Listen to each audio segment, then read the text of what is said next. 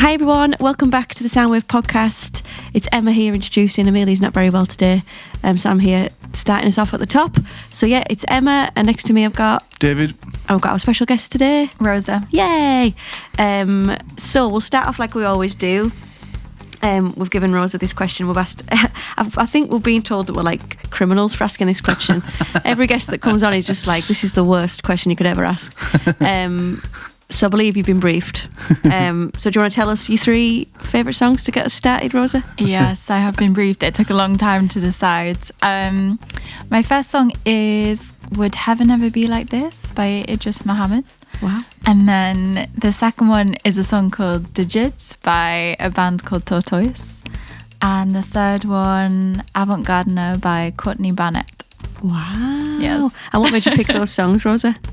I was travelling back yesterday from London on the train and listening to them, and I think the energy was a lot of good energy. Oh, nice. Yeah. Nice I've heard of Courtney Barnett before, but I've not heard of the other artists that you mentioned.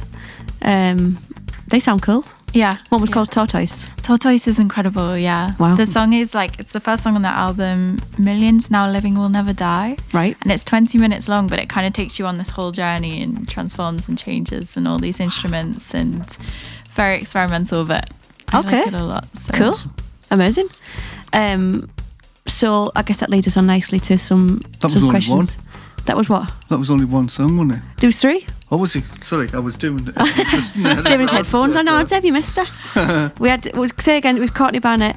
Courtney Barnett, Avant Gardener. And I think it's Idris Muhammad is the name, but Would Heaven Ever Be Like This? Right. Yeah, there you go. Great. Do you know any of those, Dave? No. I love it. I love hearing what people's favourite songs are, because it gives you new stuff to listen to, yeah. We can't play them. It's one of them things, isn't it? With, you need the license. Licensing and stuff, but go on, listen. They're Rosa's top 3. Yeah. So Rosa, I guess could you, for those people that are listening that might not know who you are, have not seen your work before, do you want to give a little brief overview of the kind of things that you do?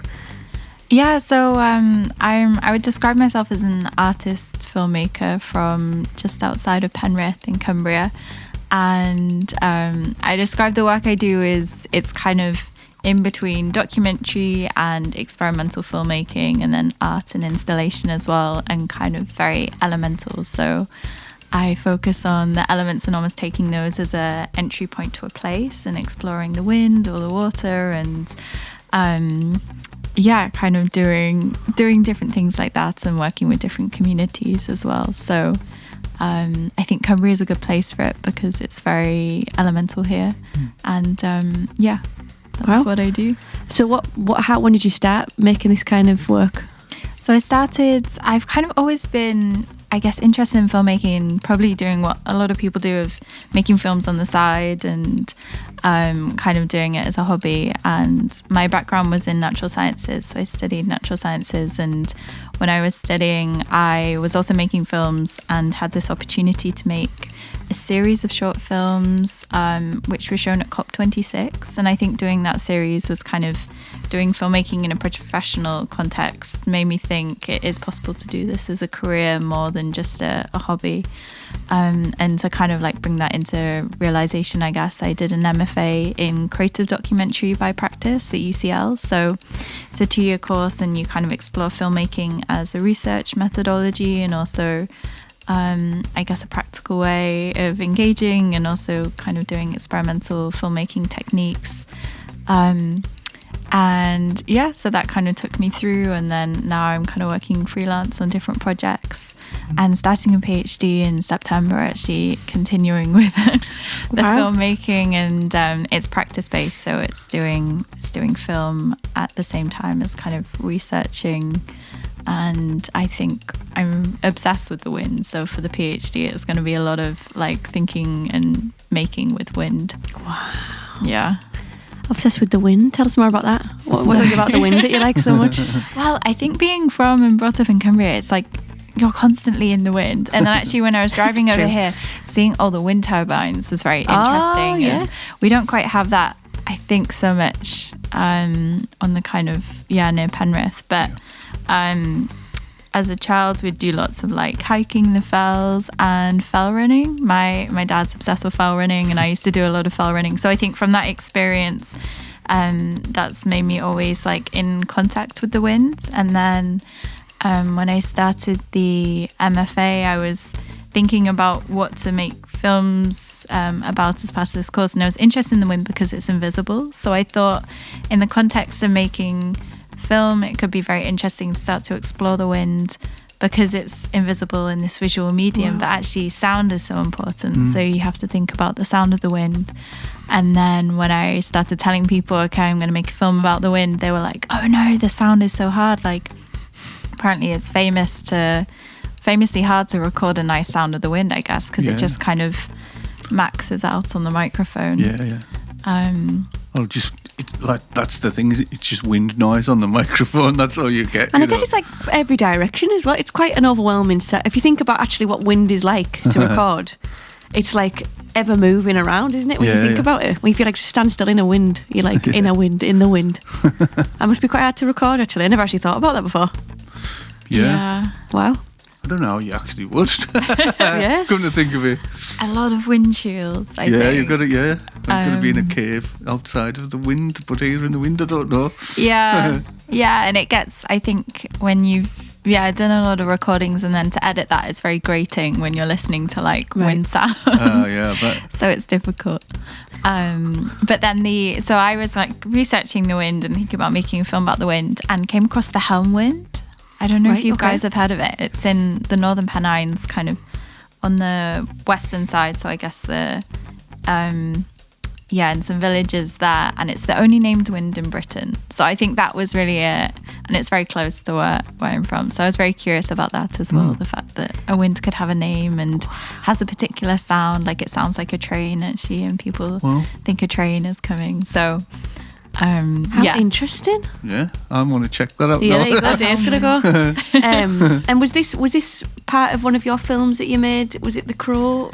Yeah, it was Crow Walks Home. Was it? When the Crows Walk Home. So that's I think I'm now like making my third film about the Helm wind. So that When the Crows Walk Home was the first one.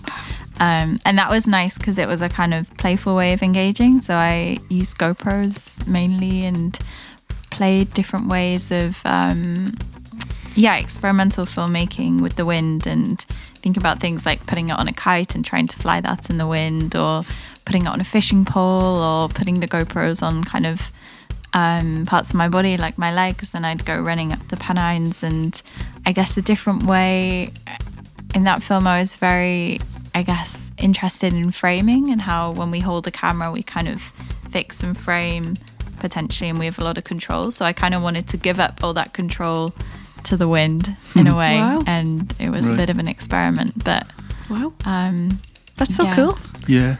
And are there a lot of people that have made films about the Helm, or I'm guessing are you one of few people that have done that? Yeah, I haven't seen many films about the Helm wind. That's pretty cool. There's a famous song actually called Helm Blues. Okay. On YouTube. Right. And that's the one that when I say to people the Helm wind, they're like, oh, have you seen the Helm Blues? It's very cool. And then I think someone's written a book which is coming out at the end of this year called Helm, which is a kind of novel about the Helm. So I'm curious to read that. But I think it's still quite unheard of. Yeah, I've never heard of the Helm. Well, when I saw you whereabouts is it? Do you hear it? The Helm is the villages I've been going to is like Kirkland or Croglin. Right. Just right under Crossfell, actually. Okay. On the Northern Pennines. Right.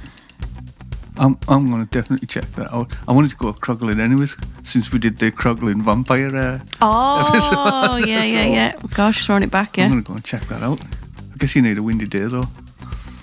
Yes. Well, that's probably most days. A lot of days. Although apparently the Helm is only when it comes from the northeast. Okay. So people get very particular and they're like, this is not the Helm wind today. Like, it's a specific sound. It's got to come from a certain direction. Right. Wow. I'll have to look into it. Yeah. I love that people have named it as well as something quite... it makes a thing of it, doesn't it? Like it personifies it a bit, which is quite cool. And when did you make that film?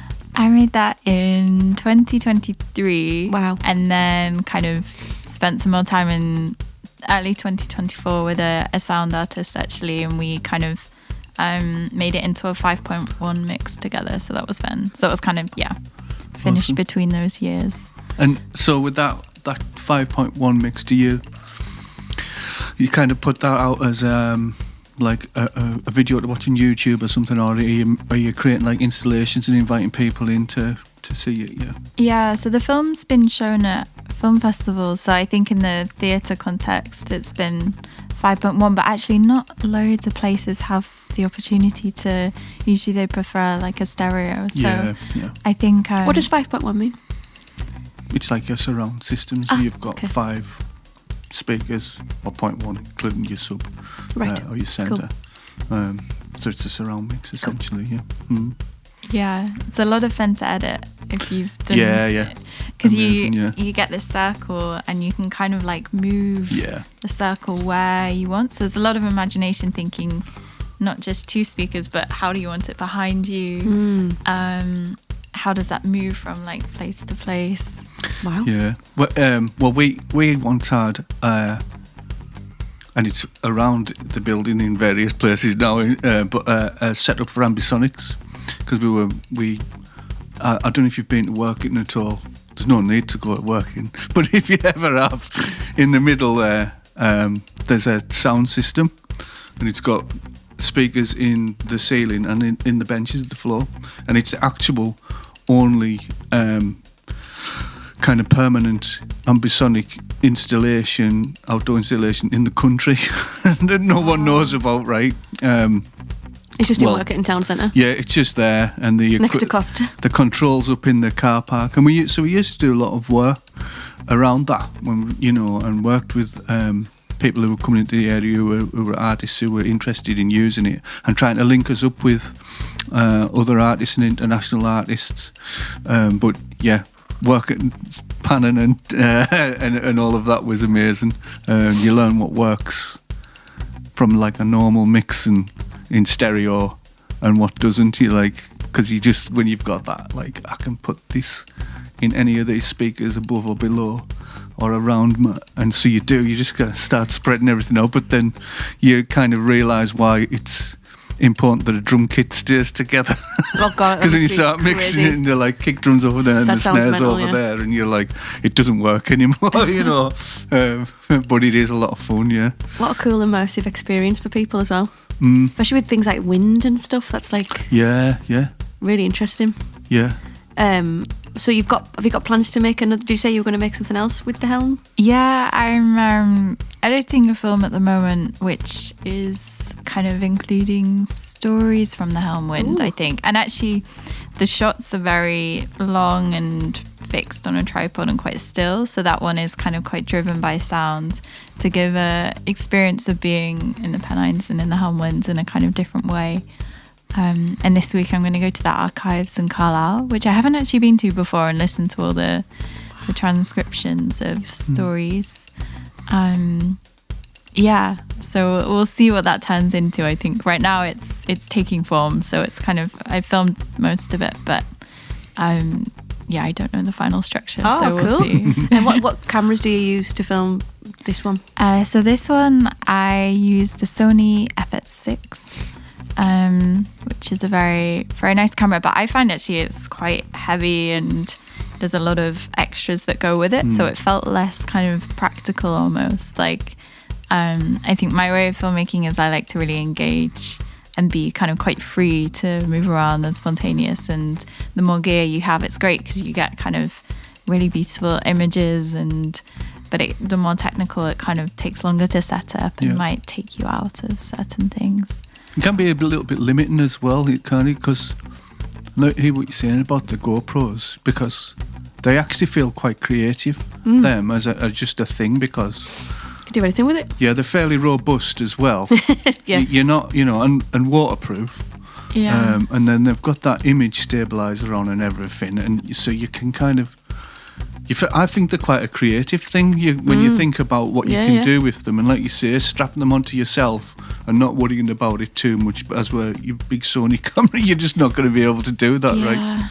But it's going to look great though. That's the difference. Yeah, it's true. It's nice to kind of like always carry a camera on you, because you never know when you're going to see something that could be, you might want to film, or could be a potential film, or give ideas. So I think a GoPro, even just having your phone, is great as well to Oh yeah, phones are amazing as well now, aren't they? Phone videos. Yeah, and even the way you're talking about it, Rose, it's really nice, because I think some people that might be listening are like, we have a lot of like young creative people, and I think the way that you're talking about making film is really quite I think it's really freeing, the way you're talking about it, because I think a lot of people think, oh, I've got to have this camera and I've got to have this thing all sorted and I've got to like know exactly what I'm doing and I need this group of people, whereas you're just saying keep a camera on you, because you never know what might be a film. And it's how refreshing just to hear. I've got this camera. I keep a camera with me in case there's something that I come across that is inspiring, and I can just feel like that's. I don't think I've heard anybody actually talk about filmmaking like that before. Yeah. What an inclusive, accessible way of making film. Just to have it with you and be like, you never know what might. Then your mind opens up to the possibility of seeing something that might inspire you, which is that's really nice, refreshing. 100%. Yeah. And you wonder as well, because you kind of see young people. Particularly, and they're making reels now. Yeah. And they're quite creative with bits of the stitch together. But they're not considering that actually that's like a little act of filmmaking, because you've went editing and stuff. Yeah, they'll go together nice, and that's carrying a phone around, But to be fair, the phone video quality these days is amazing. You see stuff that's off someone's iPhone. I don't have an iPhone, I've got a potato phone, but people's iPhone videos, and you kind of go, that's better than the TV used to be, you know what I mean? It's like the great quality. Even the audio on them is pretty decent quality as well. It's mad. Yeah, I use mine a lot for audio recordings actually, because I don't tend to carry a microphone, but the phone is, again, nice. You can just put it down and get lots of things. Yeah, they work really well. Again, probably better than a lot of handheld recorders that you go out and buy. The iPhones in particular. We did a project in lockdown with that Royal Philharmonic. Yeah, we did. Yeah, and essentially they were asking. We worked with a group of about 40 young people. The musicians. They got the score, which they developed all online. And then, because no one could do it, face-to-face, real world, we were all meeting on Zoom or Teams, one of them. And then the guy, James Redwood? I might have made that up. Was, Sounds right, let's go with it. Yeah, he was essentially kind of pulling it all together, and then he was asking the young people, sending them the score and asking them to record it themselves at home and then send it to me, and then I had to fetch it into this and mix all this stuff, right? And I was just like, oh my god, this is going to be awful. I was dreading it. I was kind of online sort of giving young people a bit of like, right, here's what to do to record your instrument, because I just had this nightmare of like people's kitchen reverberation or wind, if they were doing outside wind noise, and I was just like, this is going to be an absolute nightmare. So I'm saying like, okay, build yourself a little recording booth in your room, open your cupboard doors and put a duvet over and that. So I was trying to get them to get these clean recordings, but when they came through off their phones, they all had iPhones, because they all come in that whatever format that is, M4A or something off Apple. So they all came through like that. I had to convert them all. That's how I know. But then listening to them, I was like, these are great. Yeah. This is, I had Is this your iPhone? Yeah, and it was like, this is absolutely fine. Yeah. In fact, some of them, I was thinking, if they hadn't told me they hadn't used a microphone, I wouldn't have known, incredible. It's great that things have kind of come that far, I guess. And I guess having a kit for yourself, or if you're just out in the fells or whatever, just having something that you just have in your bag is just the best. It's light, and for me it makes me think about accessibility. Like it changes who can be a filmmaker or a sound recordist and an artist, because anyone can do it basically, because we all have access now. Like I guess most people have a phone, which is really cool. But last weekend I was filming on a Bolex, like a 16mm camera, and they don't record sound, and there's no like electricity, and you have to wind them, and oh wow, it's very like it's definitely the opposite of accessible it felt. And then you have to develop the film, and that's, unless you have like funding from something, it's quite expensive to do. And to find the camera is hard. So yeah, I think anything that everyone has, like a phone, is great. I'll go on, Dave. No, I was just going to say, so interesting using them, like different cameras like that then. And so what, and go on from like a high sort of resolution iPhone or whatever then to something like that. Is there a reason you want to do that? Yeah, I was curious with the Bolex because I was quite interested in the materiality of film, like filming on analog and having, I think, probably editing this film and spending a lot of time in the digital. I just wanted something that was physical. Yeah. And I've been involved last year with doing a few workshops with phytograms, which is this method where you get the 16mm film strip, and you have a special one basically that can be exposed in the sun without kind of overexposing or damaging, and then you collect plants and put the plants directly on top of it. And then with the interaction with the sun and the chemicals in the film strip, it produces an image, which is really cool because it's filmmaking that doesn't need a camera at all and is very like collective. And then you can do sound as well by kind of marking it directly into the film strip. So when I was doing it, some people were playing with that to kind of produce sound at the same time. So it's a different way of working, but it was something that I kind of wanted to explore more. And I think it's interesting to, like, when you do different topics or research different things, each one kind of might require a different form. So some things, like being in the Pennines, the Helmwind, kind of does need a GoPro because to get to the top you want something quite light. But there was a kind of bottle shaking ceremony in Penrith that I was filming, and that one was okay to do with a Bolex. And then my dad actually hadn't cut his hair in 4 years, and we did a performance, and he got his hair shaved off, and I filmed it on the 16mm camera, and that felt like that really fitted kind of this idea of I guess materials and objects and transition and using this kind of old camera, and it became part of the performance. So So what was the performance? Was this part of like a event that was going on, or? It was just in our garden. Oh, right. But I think the way we kind of set it up was like a performance, and then the film became part of that as well. Cool. So how long was his hair? It was like below his shoulders. Wow. And then I think he kept growing it because he wanted to donate it to charity. And then he said, when I got back home this weekend, he was like, they rejected it. So apparently had too many colours in the hair. So they didn't want it. What? So he was a bit sad. Yeah, my husband did that when my husband grew his hair really, really long and donated it to the Princess Trust for like wigs and things. Yeah. And that was funny seeing him do that. But it's funny that they didn't take it. That seems a bit strange. Yeah. But what a nice thing to do, to donate it to that kind of charity is amazing, isn't it? Yeah. And what a cool thing to film as well. And he's got that as well, so we can see that happening. Shaving of the head. Yeah. Wow. Yeah. So are your family creative, Rosa? Have you got? Yeah, my parents are both more scientists. My dad was a psychiatrist, but he's kind of retired now and does fell running and plants trees.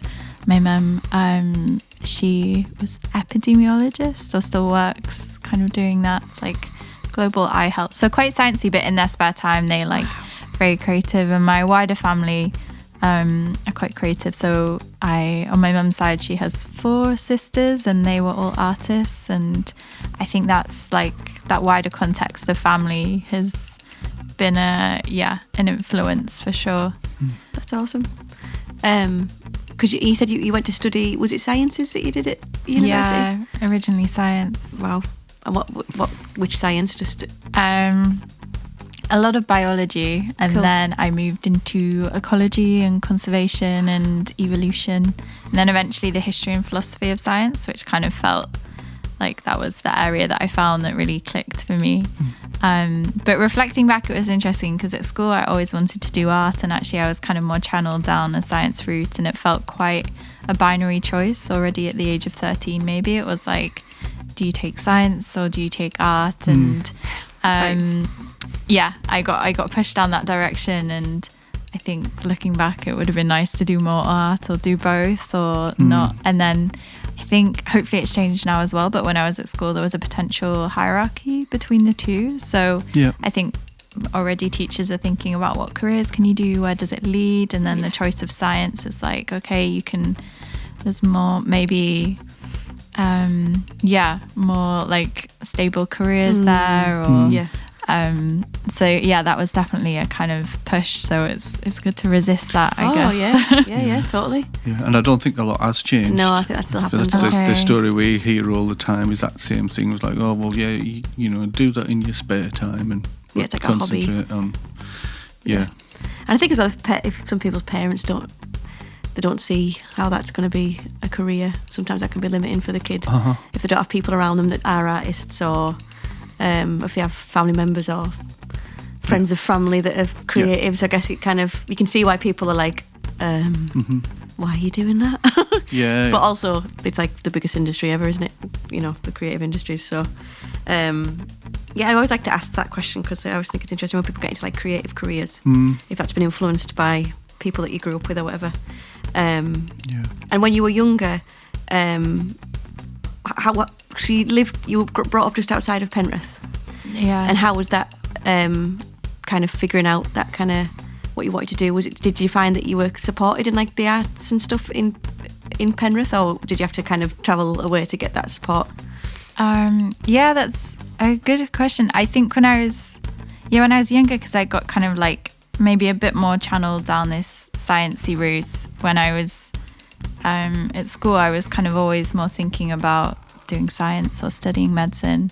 And then when I finished school, I had a place to do medicine, but actually went off traveling, and I did something called Workaway, where you can kind of work in exchange for food and accommodation. So it's like a really cheap way to travel. So from Cumbria at 18, I was like, okay, I'll go the furthest place I can go. So I went to New Zealand. Wow. And I just had like a great time there, I guess, kind of working and traveling. But then after that, kind of decided didn't want to do medicine, and I ended up taking 2 more gap years. So I had 2 more years of working and kind of would travel and then work, and in that period lived in London as well. So I think that kind of broadened what I was thinking about things of, I would be working in a cafe, kind of saving up money to travel, and there was in the cafe like very creative people as well who were working there, kind of writing songs or trying to make films, and really had a lot of energy. So that kind of made me think a lot more about things. And then I think kind of returning and going to university, and felt quite supported there. But now I'm with the filmmaking has been a nice way, because it's been a way to kind of return home more. So even though I felt kind of like I left at 18 having filmed, you come back, and I've actually spent way more time in Cumbria than I kind of expected, because it's the place where I want to make films. And through that, I've kind of came across a really big art community that I didn't realise was here when I was here. Right. Which is really nice to see so many like artists doing things, and actually different creative groups, and support for that as well. So that's been really nice. Wow. Yeah. That's awesome. Yeah, that is awesome. And earlier on, you talked about working with sort of community groups. Can you tell us a bit more about that? Yeah, so in one of my roles, I'm this, I guess the role is facilitator for the Green Screen. So the Green Screen in Penrith is a kind of monthly show of environmental films, and I'm kind of helping coordinate actually young people take on that role and pick the films and ask questions and stuff. So through that role, I guess I've encountered a lot of different communities and groups, and it's felt kind of getting more involved with the Penrith community and in that way. And then with the filmmaking, 2 years ago, my mum and her friends swam the length of the River Eden, and through that I was working with them, and again like communities on the Eden, to kind of research it and make a film. And my way of engaging with the Helmwind as well has been to go to the villages and work with different people there. And I've been quite involved with the Northern Pennines group. They had a thing called Fell Foot Forwards, and now it kind of continues.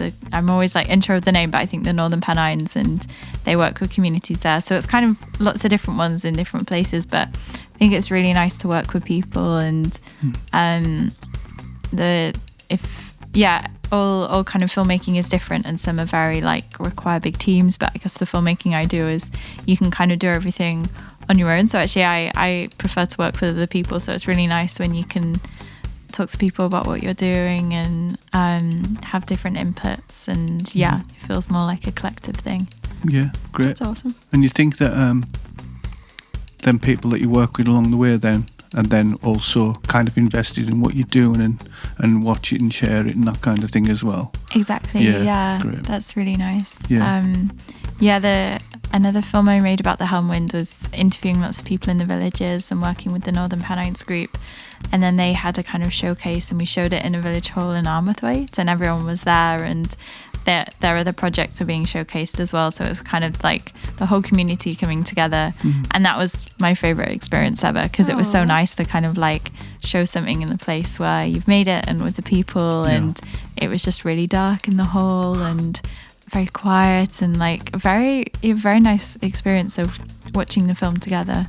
Oh, lovely. Yeah. I'm going to ask you one just about film now generally. Have you got like favourite films that you love? I think my favourite film that I always say is a film called Leviathan, which is have you seen it? It's the sensory ethnography one of where they put GoPros on ships, because I think there's two Leviathans. I'm thinking of the one with the other one. It was like James Cameron or something. No, I haven't seen that one, the fiction. No, that was Abyss. There isn't. Yeah, I think we're on different films. I always have to. Yeah, because I think there's two with the same title, so it's like which one.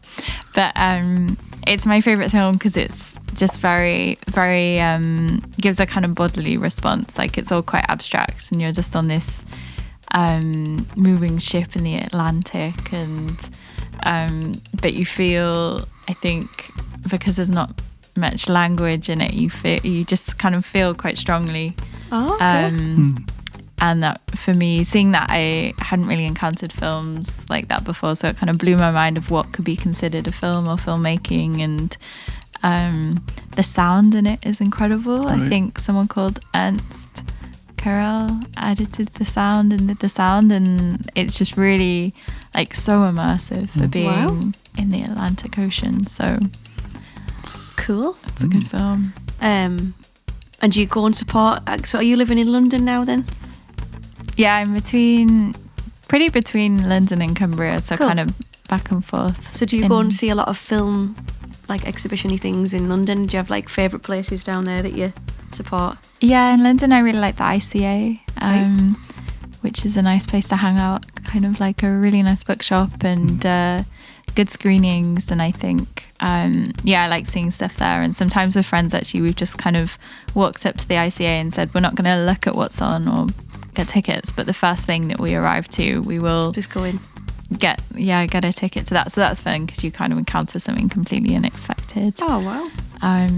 Spontaneousness. Being spontaneous, yeah. We think it's like the lack of them opportunities in this area, leads to people not being that spontaneous. Or not being used to being spontaneous. I think in like small villages and small towns, if you live in London, if you live in like a city, there's always something happening. There's exhibitions everywhere. There's someone's got a film on, there's a gig on, there's whatever. I think when you live in those places, you kind of get used to just being quite like in the moment, let's go. And no one in the group's going, I just want to like watch EastEnders and chill. People are usually up for it. Whereas I think sometimes, not all the time, but in small towns and villages, I think people really struggle to just be in the moment, culture, spontaneous. Let's go watch this thing. It's got to be quite. It's got to be like a rubber stamp of approval, or it's got to be some level of professionalism or whatever for someone to maybe go and see it here. So it's really lovely hearing you say that you and your friends just go and don't see the tickets, just go. Yeah. Don't see what's on, we're just going to go in. And the more them opportunities are there. Oh, yeah. the more chance Yeah. you're going to People are gonna like, do it. oh, let's just go and do this. Yeah, let's just step out and experience something. But if people have never done that before, Yeah. it can be quite scary Yeah.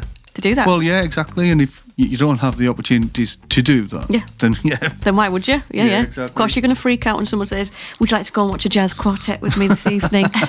But it's a Wednesday, And where's it at? and I'm not doing that. Yeah, And what about Yeah. me It's tea? that kind of vibe, I think, sometimes.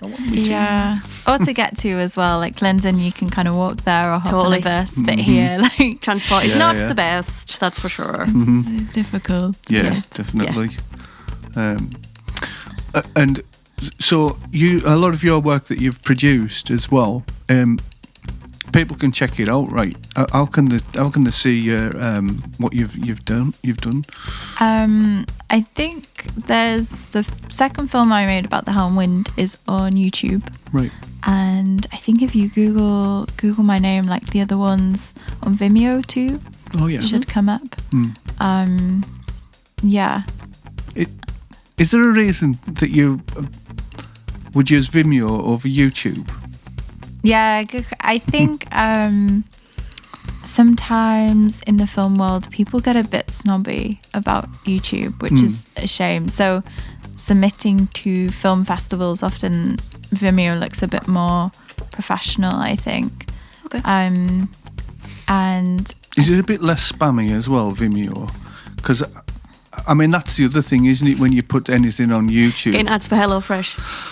well, you don't know what's going to be Yeah, yeah. rolling over your content, yeah. you know, whether it's music or a film or whatever. And if it starts off with yours trying to set like a scene, You should set a tone, and yeah, it's and you just don't like, know what's Yes. going to, be on before it. Yeah. yeah, from what I know, I don't think there's adverts on Vimeo. No, that's what I no, was I don't think there thinking, is. So, Yeah.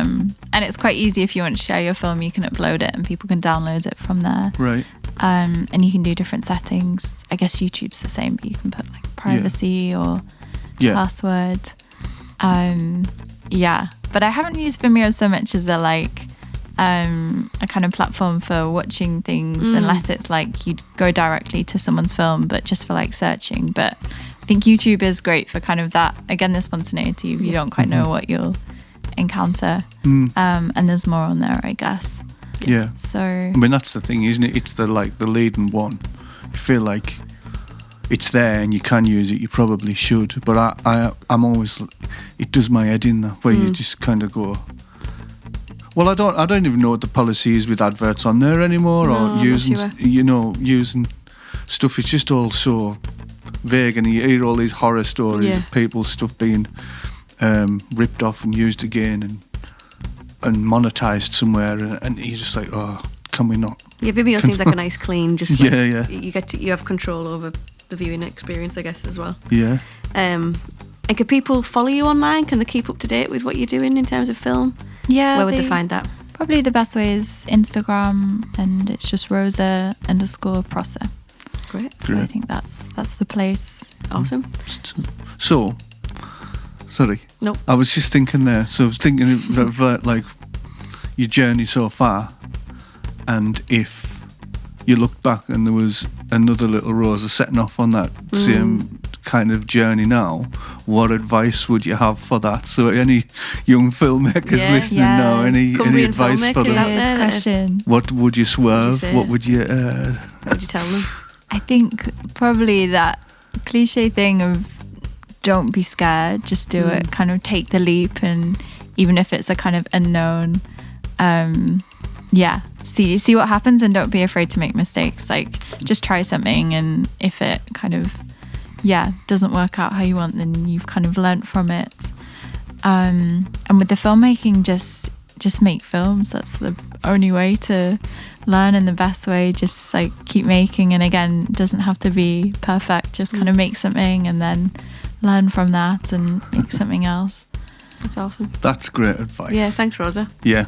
Thank you very much. Yeah, Yeah. thank you. All right. Bye. Bye. Bye.